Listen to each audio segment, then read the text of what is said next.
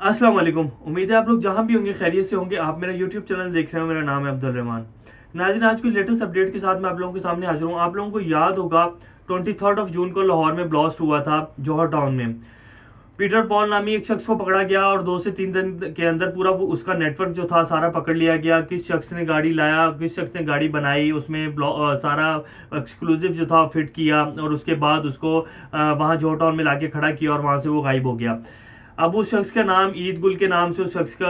तफसीलात जारी कर दी गई हैं। आज मोई यूसुफ साहब जो कि पाकिस्तान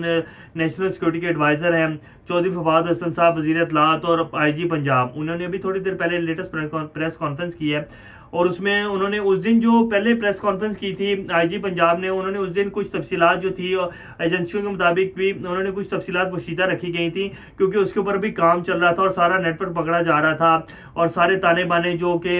इधर उधर से पकड़े जा रहे थे, तो उस दिन उन तफसीलात को पोशीदा रखा गया था। लेकिन आज वो सारी तफसीलात इस प्रेस कॉन्फ्रेंस में उन्होंने वाजिया कर दी। मैंने उस दिन भी आपको बताया था कि इसको अरब कंट्री से टास्क दिया गया और इसके तो ताने बाने हैं। मैंने उस दिन भी आपको बता दिया कि हमारे हमसाया मुल्क से मिल रहे हैं। हमसाया मुल्क हमारा एक ही है, इंडिया, और इंडियन एजेंसी इन्वॉल्व थी। मैंने उस दिन भी आप लोगों को बताया था और आज इस प्रेस कॉन्फ्रेंस में मोईद यूसुफ साहब ने इसको बिल्कुल क्लियर कर दिया कि ये जो रॉ के इसके बिल्कुल कंफर्म सबूत दे दिया कि जो बंदा जिसने जो मेन जिस पूरा इस इवेंट को इस पूरे उसको ऑर्गेनाइज किया गया, इस टास्क को, इसका जो मेन बंदा है वो इंडिया में है और वो रॉ का एजेंट है और इंडियन नेशनल है वो बंदा। आज मोईद यूसुफ साहब ने ये पूरा उसको वाजिया कर दिया। आप ये क्लिप है शॉर्ट सा मोईद यूसुफ साहब के आज की प्रेस कॉन्फ्रेंस, ये सुन लें, उसके बाद मैं आपको इसकी तफसीलात बताता हूँ।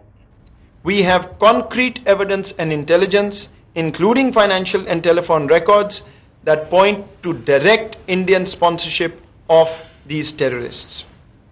Through forensic analysis, electronic equipment which has been recovered from these terrorists, we have identified the main mastermind and the handlers of this terrorist attack. अब आप ये क्लिप सुना, इसमें मोईद यूसुफ साहब सारे वो आपको बता रहे हैं कि जी इसके सारे जो ताने बाने थे वो सारे क्लियर हो गए हैं, हमारे पास ऑथेंटिक सबूत हैं और हम इंशाल्लाह इसको लेके यूनाइटेड नेशंस भी जाएंगे और पूरे जितने डिप्लोमेट्स हैं पूरी दुनिया के और FATF के सामने भी, FATF के जो ऑफिसरान हैं उनको भी उम्मीद है कि इसके वो मिल जाए और उनको भी पता चले कि पाकिस्तान जो सारे इकदाम है खुद को लेके वो पूरे कर रहा है, लेकिन इंडिया जो कि अभी व्हाइट लिस्ट तो ग्रे लिस्ट तो बड़ी दूर की बात, वो व्हाइट लिस्ट में है और उसको इसके जो इकदाम इंडिया कर रहा है इस टाइम पाकिस्तान को लेके, अफगानिस्तान को लेके, उसको ब्लैक लिस्ट हो जाना चाहिए। लेकिन इंडिया को क्योंकि वो नहीं करेंगे, क्योंकि इंडिया को अमेरिका की वो हासिल है, एक अमदाद और मदद हासिल है और अमेरिका की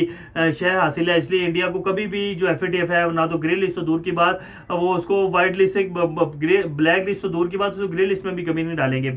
तो ये तो उन्होंने मोईद यूसुफ साहब ने कहा। अब मैं आपको थोड़ा सा बताता हूं कि जिस दिन ये अटैक हुआ पाकिस्तान में, ब्लास्ट का लाहौर बम ब्लास्ट हुआ, उसके 3 से 4 दिन के बाद ही अभी इसकी तहकीकात चल रही थी कि इससे पहले कि इंडिया ने कहा कि अगर पाकिस्तान जो है वो, क्योंकि इंडिया को पता चल गया था कि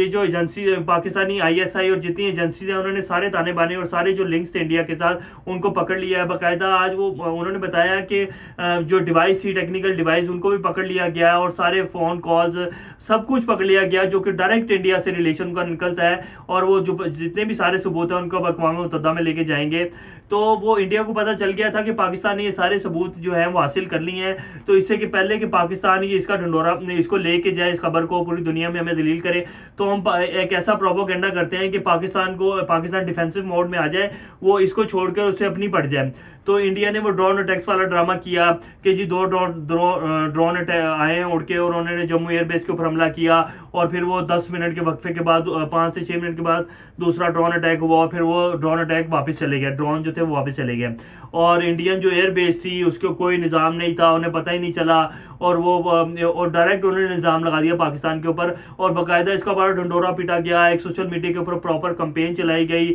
और प्रॉपर एक निज़ाम चलाया गया, एक पूरी वीडियोस बनाकर कि जी पाकिस्तान ने ये किया। पूरे इंडियन मीडिया जो है इसी खबर को लेके चलाता रहा ताकि जो कि पाकिस्तान वो है उसका मौकफ जो है जो कि अनकरीब पाकिस्तानी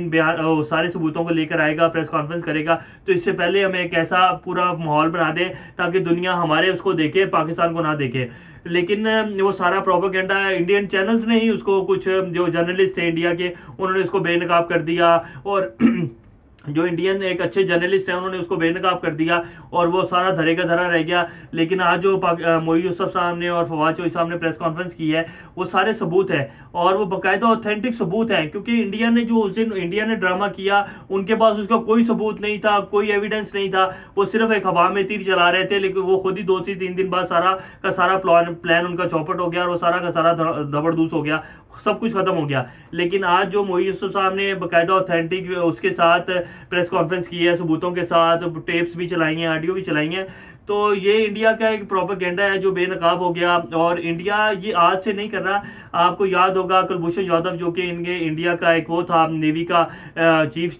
नेवी का एक कमांडर था, वो भी पकड़ा गया था कुलभूषण जाधव, और उसको फिर बाद में पाकिस्तान अक़वाम मुत्तहिदा भी लेके गया और इंटरनेशनल कोर्ट ऑफ जस्टिस में भी लेके गया, वहां भी पाकिस्तान के हक में फैसला हो गया। तो इंडिया जो बलोचिस्तान में कर रहा है, आप लोगों को वो भी पता होगा कि बलोचिस्तान को तोड़ने के इंडिया का पूरा प्लान था, कुलभूषण जाधव सारा उसको मैनेज कर रहा था। और फिर जो केपीके में हो रहा है ये सारा, तो इंडिया तो पाकिस्तान में बहुत पहले से कर रहे हैं। लेकिन अब आगे 3 से 4 साल हुए हैं जो इमरान खान साहब की जब से हुकूमत आई है, तो पाकिस्तान इनके सारे प्रोपेगेंडे को बेनकाब कर रहा है इंडिया के। वरना तो आपको याद है कि कुलभूषण जाधव पकड़े जाने के बाद, सारे सबूत मिल जाने के बाद भी पाकिस्तान की जो गवर्नमेंट थी उस टाइम की